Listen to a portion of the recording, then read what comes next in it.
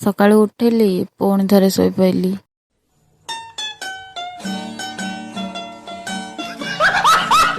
ପାଣି ବୋତଲ ଗ୍ଲାସ ବାହାର କଲି ମଦ ପିଇବି ବୋଲି। ମୁଁ ତ ଏଗୁଡ଼ା ଖାଉଛି, ଆପଣମାନଙ୍କୁ ମୁଁ ମିଛ କହିଦେଲି।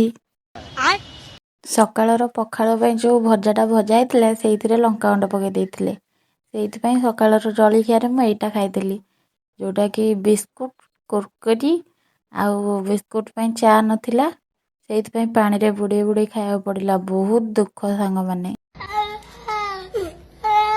ଖାଲି ବିସ୍କୁଟ ଚିପ୍ସରେ କ'ଣ ପେଟ ପୁରିବ କି? ସେଇଥିପାଇଁ ଭାତ ଡାଲି ଖାଇଲି। ଭାତ ଡାଲି ଖାଲି ଖାଇବା ପାଇଁ ପଡ଼ିଲା।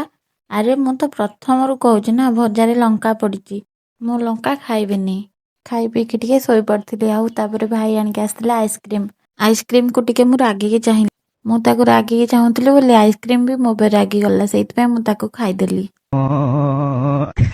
ସବୁ ତ ଖାଇଦେଲି, ଏବେ କ'ଣ କରିବି? ମୁଁ ଯାଉଛି ଶୋଇବି। ତ ରହୁଛି, ଦେଖାବା ଆଉ ଗୋଟେ ଏମିତିକା ମଜାଦାର ଭିଡ଼ିଓରେ। Bye bye.